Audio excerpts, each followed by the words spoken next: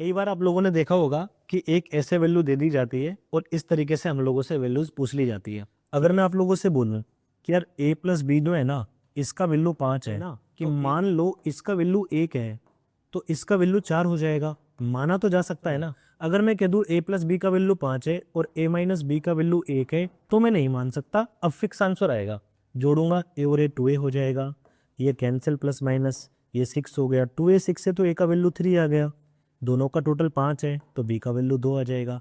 तो कहने का मतलब ये है कि अगर दो वेरिएबल है ना तो समीकरण भी दो होने चाहिए। लेकिन अगर वेरिएबल दो हैं और समीकरण एक है तो आप अपनी तरफ से कोई वैल्यू मान सकते हो।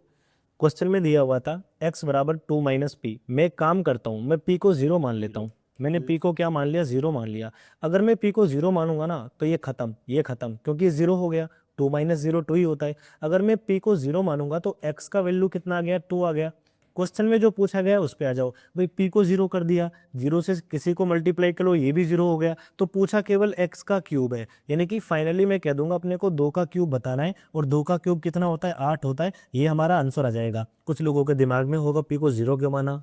आप p को 1 भी मान सकते हो, आप p को 2 3 4 5 कुछ भी मान लो, कोई फर्क नहीं पड़ता। बस ऐसा मत मानना कि इसका वैल्यू 0 हो जाए। मान कुछ भी सकते हैं, लेकिन क्वेश्चन का जो कैलकुलेशन है वो आसान सबसे कब बनेगा, जब आप 0 मानोगे। इसलिए माना है भैया ना।